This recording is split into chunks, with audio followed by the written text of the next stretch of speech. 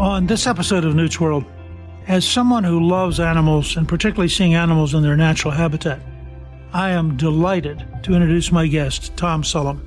He is the co-founder of the Comedy Wildlife Photography Awards, along with Paul Joynson-Hicks, which is a unique photography contest capturing the amazing and funny things animals do in their natural environment. Their mission is, quote, "Through the Comedy Wildlife Photography Awards, we aim to widen understanding and engagement of a sustainable world and wildlife conservation specifically for the preservation of biodiversity and the health and enrichment of everyone on Earth." That's quite a story as to how this contest came into being. So I'm really pleased Tom would join me to talk about their upcoming contest with entries due by June 30th.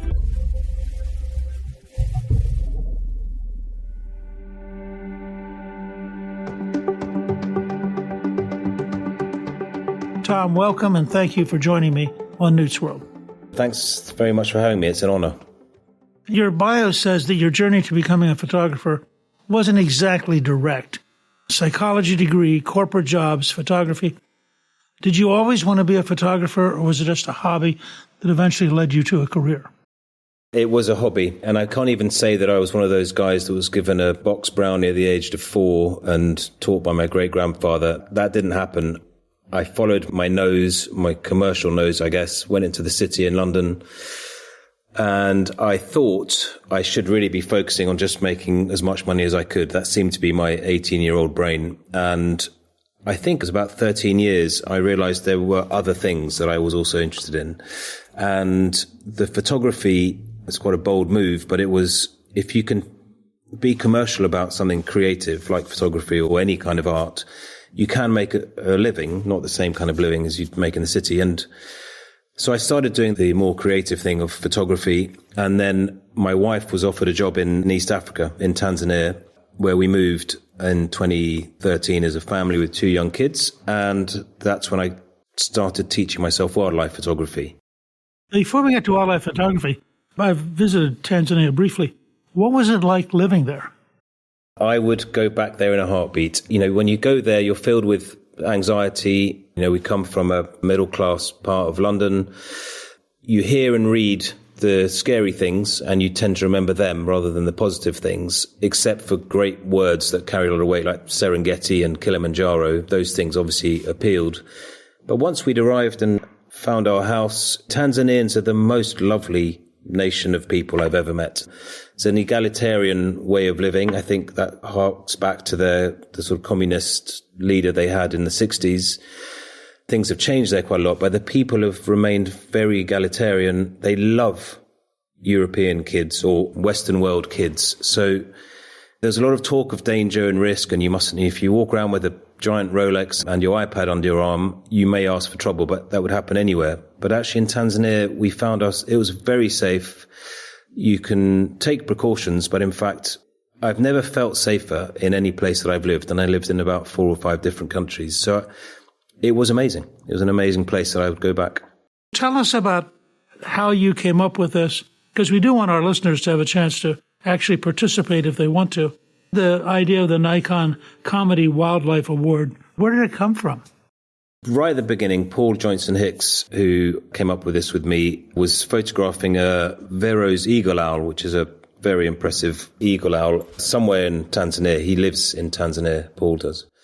And the eagle turned away from him and looked back at him between its legs, and he took the shot. So he's got 2 legs with eyes looking at him from between the legs. And he showed it to me, and I sort of chuckled, and I said, "That's great. I guess there's no use for this type of picture." And he said, "No, there is no resource where I could put a picture like this. It has to be elegant and splendid and look like a sort of king of the trees." And then together in that conversation, we said, it's a shame. We should think of something where you could upload these real-life images of wildlife that are excellently photographed. And that was the crux of the beginning of the competition. And then both of us being commercially minded, if I'm being very honest, we thought, well, how do we get this to work?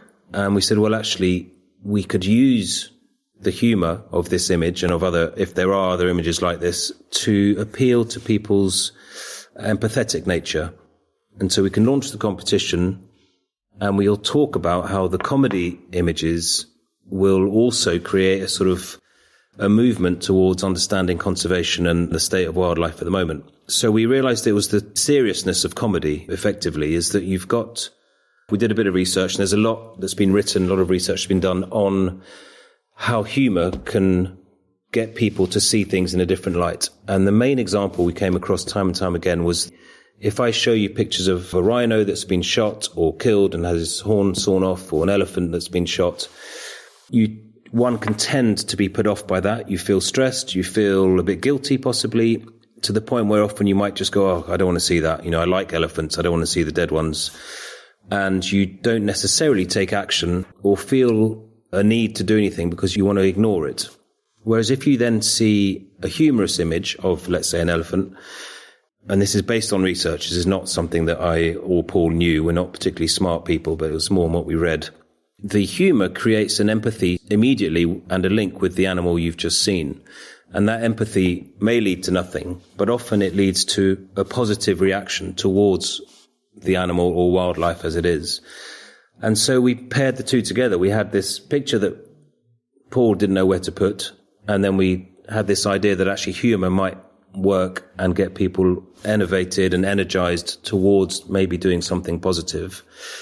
And thirdly, given the state of Paul and I, we're photographers, we're not kind of wildly working every hour that God's given us. We thought, actually, this is quite nice because people can do little things. The small step is better than no step. And so that was the sort of third point of the triangle for us, is that you've seen this funny image. You might have one that you can enter into the competition. And for people who are seeing the competition, they might feel this empathy that I've talked about, and they can take little baby steps. Most of us are not 100% pure. We all fly, we all drive, we all make use of the incredible things that man has come up with. But there is also something that we can all do that we never do. And even if it's getting little flower pots on your windowsill, that's going to save a few bees. And I know that sounds slightly trivial and minor, but if that's the best you can do, then that's better than nothing. And so we've pushed the competition on the back of this. The world's too big and too worrying, and the news is always worrying, and we panic about everything. But if you can break it down and say to people, look, you can't save the world on your own, but you can do the best you can do. That's it. Stop there. And if it means getting flower pots on your windowsill or buying eco products from good sources, you can make little steps. So we're really against ramming our message down people's throats. We're not aggressive in that respect. We want to keep the humor of the competition very clear, but we want people to understand that the humor is a means to an end, which is to try and just get people to realize how lovely these animals are. When we moved to Tanzania, I loved animals. I always have done. We've got pets. I like wildlife, but I've taken it for granted, absolutely. And I heard a story from an old British soldier who I met in Tanzania, in Dar es Salaam. And he said, when I came here after the Second World War, I think he was 16 when he got there. And he said there were rhinos like sheep on the outskirts of Dar es Salaam. So when I say sheep, as in the sheep in the UK are on every field that you see when you drive through the UK. And I said, but now there's what? No, he said, no, there's 5 in the Serengeti, as in 5 rhinos. And I thought, wow, that's in 60 years, it's gone from tens of thousands of rhinos to none. And it was that one moment that made me suddenly realize that we all take these things for granted because they're there. They're there in our lives. We're born with them and we see them in the zoos and we read about them in books. But until you sort of live, and I did, you live a moment which reminds you that these things are not here forever unless we all do something to stop it. It struck me as a thing, and I've always, since then, I've been a big believer in making people go, oh, wow, no, that is a cool picture. That is a funny photo. I'd like to enter the competition if I've got one. But thirdly, also, I could do a bit more than I actually do to help this wildlife.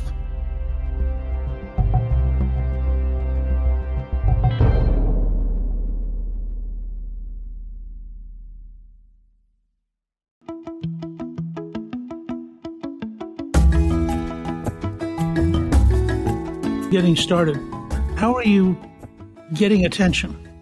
So we were very lucky, but at the beginning we set up a little website and you entered your pictures directly on the website, which is still the case now. It's a free-to-enter competition. We're not commercially minded on that front. And luckily, the press are huge fans of the competition. In a way, I think it's considered as the good news story amongst normally bad news. The press love the bad news stuff.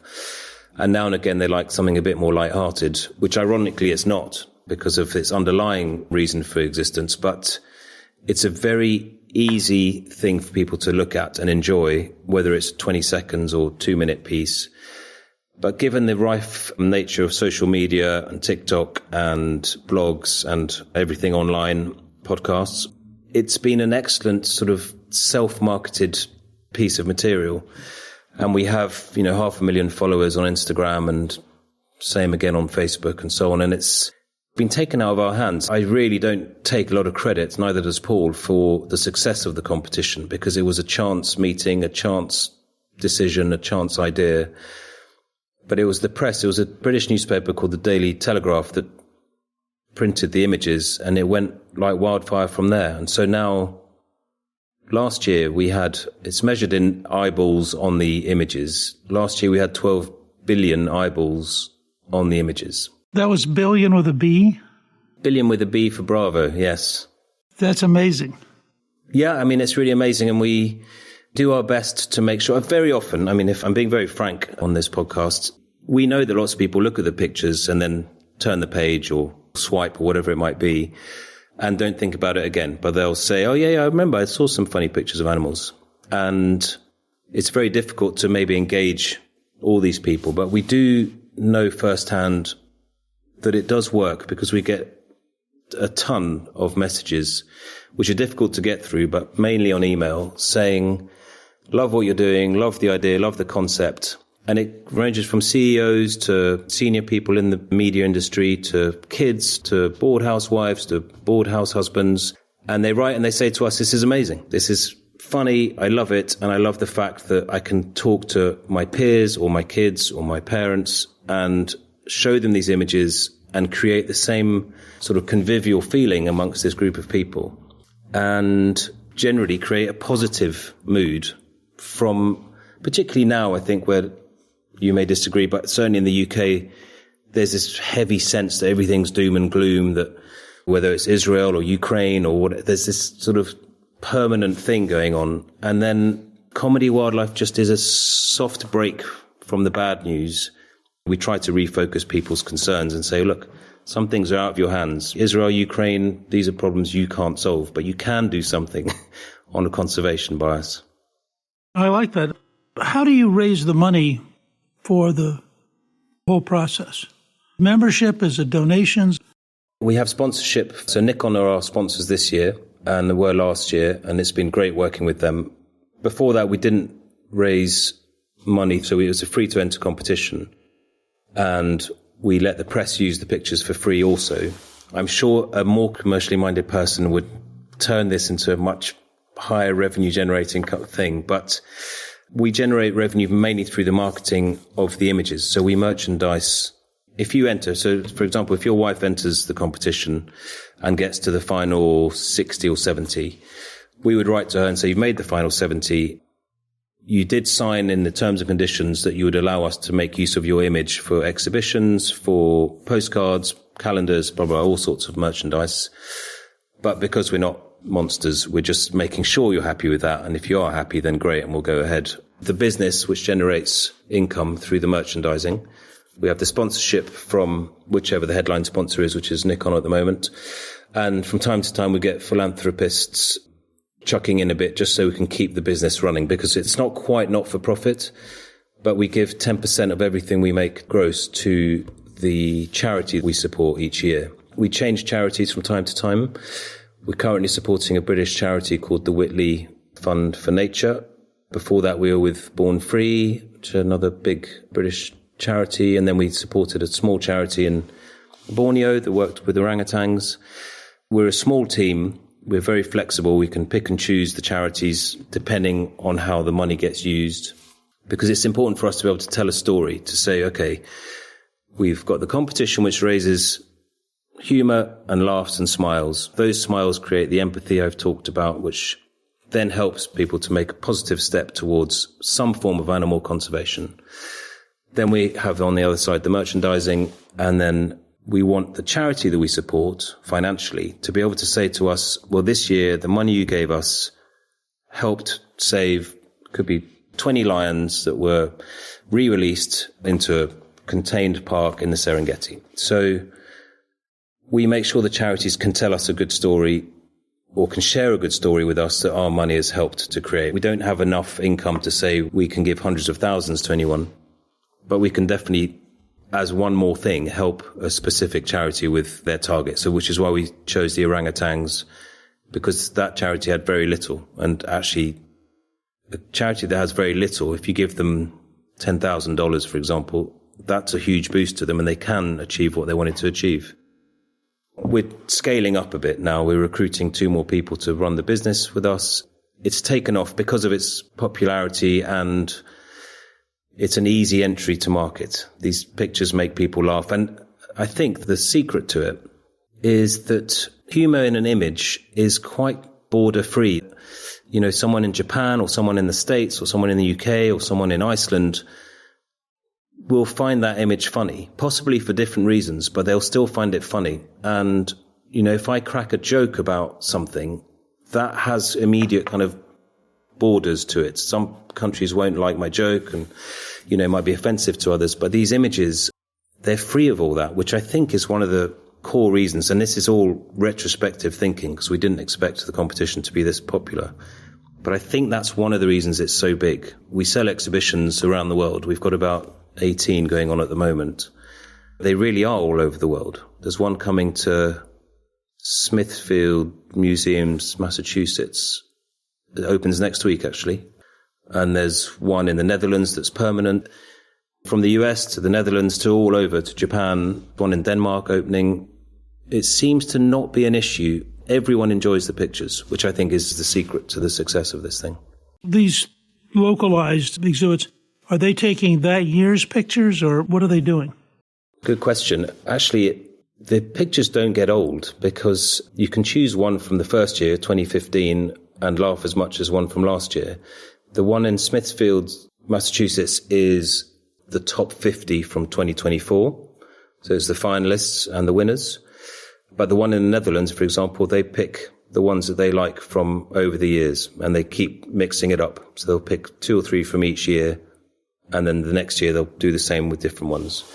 It's free, and most of the exhibitions tend to be free, which is great. So people get through the door. They then might spend some money on the merchandising, which is great for us. And it's really so that we remain a sustainable business. We're not trying to convert it into a multi-million-dollar business. We're trying to make sure the competition is sustainable. If we can make some decent income and sponsor more and more charities with what we make, then great. That's sort of the pipe dream. I have to say, by the way, just as an aside, if going up to see mountain gorillas is on your bucket list, going to Borneo to see orangutans is on mine. I think it would be remarkable. Yeah, I would join you on that. That's another bucket list thing. I think orangs are more distant and more cautious, but mountain gorillas are very social and remarkably open to hanging out with people. Paul Joynson Hicks is actually running a safari trip there this Friday. I spoke to him this morning.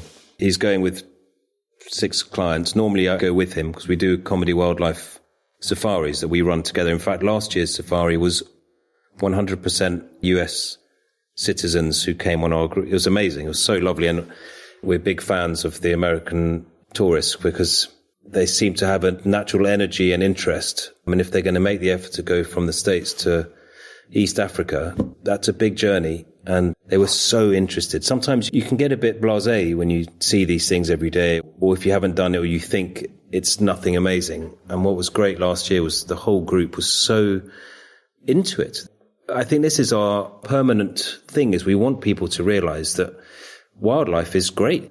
Everything we see, even all the Marvel movies, are based on humans with superpowers, but those superpowers exist in the animal world. Insects can do some of the things that the Marvel characters do and so on. And we're trying to remind people, again, without shoving it down people's throats, which I think is the wrong approach, If somebody wanted to go on safari with you guys, how would they communicate?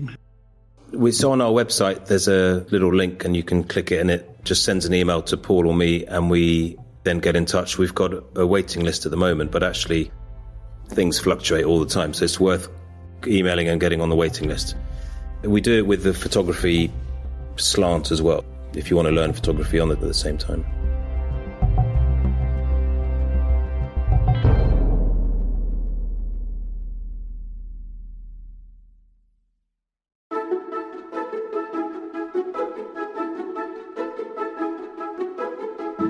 So let's talk for a minute about the contest that made you famous. The deadline this year is June 30th. What do aspiring photographers need to know to submit their work? So it's super simple. There's different categories, but ultimately you can have a portfolio, which is a group of images. You can have individual images, and if you're under 16, you can enter the junior category. You enter on our website, which is comedywildlifephoto.com. And you just fill in a very simple registration form, like all these websites, and then you enter your pictures, and that's it. There's no payment. You're done. And we then go through the images over the summer, and by October, we announce the finalists, and then in December, we have an award ceremony in London on the river opposite Houses of Parliament. It's not complicated. Like I said at the beginning, Paul and I are not complicated people. This was a simple thing, and so we're trying to hold on to the simplicity of it all. You enter on the website, and then you're done. As I said, if you're worried about us abusing copyright or taking advantage of your images, we make sure before we use anyone's images that they're actually happy with what they've signed in the first place. And sometimes people say, actually, I didn't realize what it was because I don't read terms and conditions. And we say, yeah, don't worry, totally understand. You have a whole series of categories. Do people need to enter under one of those categories? It makes it easier from an organization point of view for us. So if you've got a underwater shot of a clownfish, there's the underwater category. If it's a lion, it will go in the animals on the land category. If it's a duck, it will be in the animals in the air category. Last year we had an eagle that had swooped down and caught a fish and then swooped off again but dropped the fish. And when the picture was taken, the eagle was in front of the fish and it looked like the fish was chasing the eagle in the air. So we got a lot of emails from that author saying, is this animals in the air? Is this animals in the water? I don't know what's category. And we just said, look, put in any category you want, because if we see an image that's funny, we will make sure it ends up in the correct category. We're certainly not so difficult that we'd say, well, you put it in the wrong category, so you can't win. The good images will rise to the top, because it's Paul, me, and Michelle, who's the third important cog in this, who go through all the images, and then we give the top 70 to the judges, to about 15 judges. So you have a junior category under 16 and a young photographer category under 25. Yes, so that's the Nikon category, and it's slightly awkward because they want the youth to get into photography, rightly so. And so if you're 16 to 25, that's a category, and if you're under 16, that's a separate category. You have a video clip category, which I guess is what the eagle and the fish came out of, where you can enter up to 2 video clips. Each one can be no more than 15 seconds. Do you get an increasing number of videos? We do, slowly. Oddly, I thought when we opened that video category about 6 years ago, we had about 10 entries, none of which were funny. So we didn't have a winner that year. We're quite strict on that. If it's not humorous, there won't be a winner. And now we get about 200 to 300. We're trying to push that because actually I think that's a huge market, particularly with TikTok, and people seem to prefer the short movies to the still image. There's benefits to both. Obviously, books and calendars work better with a still image than a moving image. We don't get loads of entries, but we always get now at least 10 funny ones, which I guess in the whole scheme of things, we want to show people funny things. We only need 50 excellent still images, and we only need probably 4 great videos. There's some amazing videos that I see on social media that never get entered into our competition. I think because it's the name of it. What kind of tips do you have for aspiring photographers in terms of getting a great comedy wildlife image? Patience would probably be the first one, but also you don't have to go to the Serengeti or East Africa to get a great shot. We had a pigeon shot in Glasgow in Scotland, which didn't win, but came third, I think. And remember that any animal that isn't your dog or your cat or cow or horse pretty much is going to be wild. So we get a lot of squirrel entries. So the first thing I'd say is patience, because if you see animal behavior, and it might be a squirrel out of your window, as the winner from Tampa Bay told me a few years ago, she said, I just see the squirrels running up and down a tree, and I sat there with my camera for 20 minutes. And now and again, I started to recognize repeated behavior. The squirrels would do the same sort of thing. And then I just pressed the button and I got the picture I wanted. So that's the patient side.